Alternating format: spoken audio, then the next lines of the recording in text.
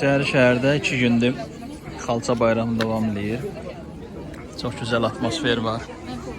Hər yer milli naxışlarla bəzədilmiş xalçalarla örtülü. Uşaqlar da unudulmayıb. Rəngləmə, figurlar hazırlanma,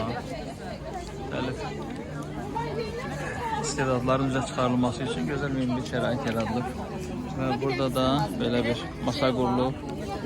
Yaz yağmuru yağır, düzdür. Amma bunda özü xoş baharı yaradır. Bizim Cahangir Paşamız da istedadını nümayiş elətdirir.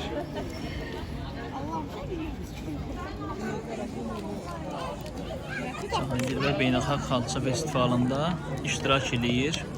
2 gündə artıq Azərbaycan paytaxtında davam edən və bugün başa çatacaq proqramda Ekosfera mərkəzi tərəfindən hazırlanmış belə bir gözəl, nəfis naxışlar üzərində əl işləri davam etdirilir və Cahangir də bir günəş qızı canlandırır. Günəş qızıdır da bu xanım, öyle mi? Necədir? Cahangir Paşanın əl işini necə qiymətləndirmə olur? Çox sağ olun, çox səliqəli. Bəyəndiniz? Qıraqları çıxmır, maksimal dərəcədə çalışır.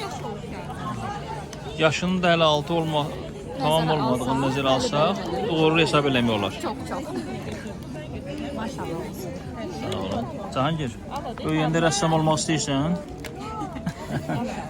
Seçimin elədir Cahangir artıq. Bir de polis olmak. Necə? Bir de polis olmak. Bir də polis? Hə. Həm rəssam, həm polis. Əla. İnşallah.